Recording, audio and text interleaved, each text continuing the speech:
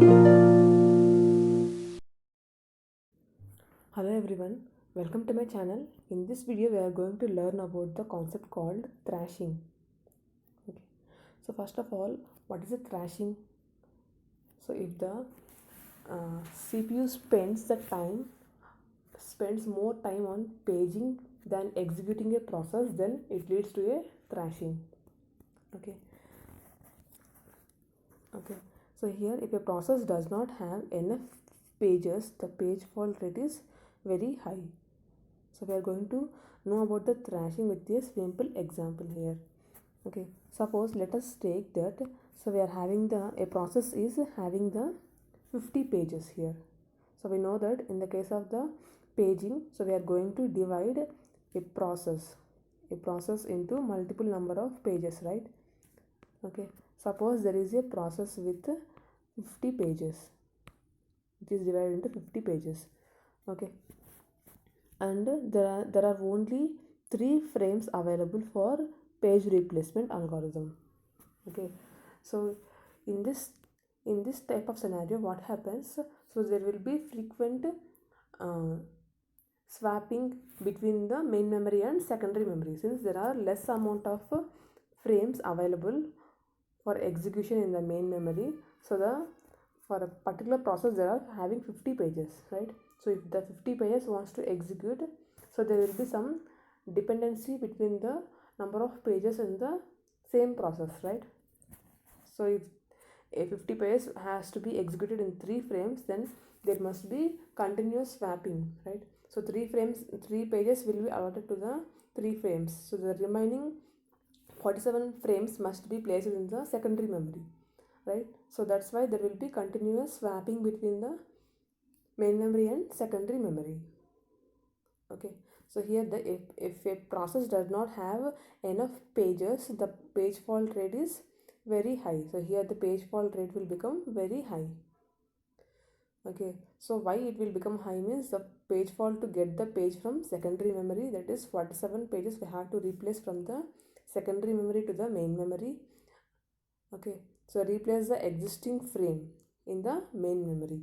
So we are having 3 frames in the main memory, so we have to replace the already executing page, and so we have to immediately replace the frame back, right? So in a single process we are having 50 pages and each page is very necessary here, so we have to immediately replace the frame back. So this leads to a low CPU utilization.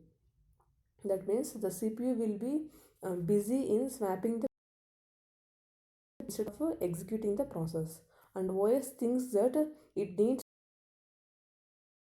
multi-programming, right?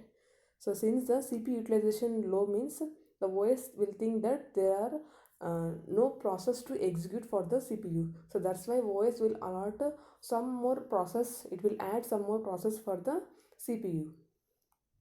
Okay, so that's why another process is added to the system. So in this type of scenario, what will happen? Since the CPU utilization is low, OS will add some more process to CPU, thinking that there is no enough process to execute. Okay, so this will increase the degree of multi-programming, and that will increase the pages even further, right? So here it will increase the paging some even further, so that will leads to more page faults.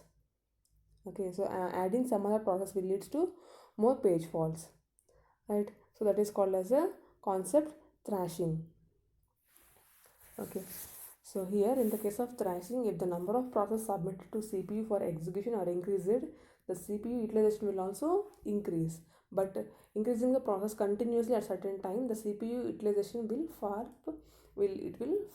sharply. Okay, and sometimes it may reach to 0. So this situation is called as a thrashing. Okay, so to solve thrashing problem, so we are having the two types of techniques, that is a global replacement and a local replacement. Okay, global page replacement and local page replacement. So in the case of the global page replacement, so what will happen means the frames with uh, lower priority pages are taken. Okay, so they are swapped. So the frames from the lower priority pages are allotted for the higher priority process. Okay, so here what will happen means, so in the global page replacement algorithm, so some frames, so here we need some frame for execution, right?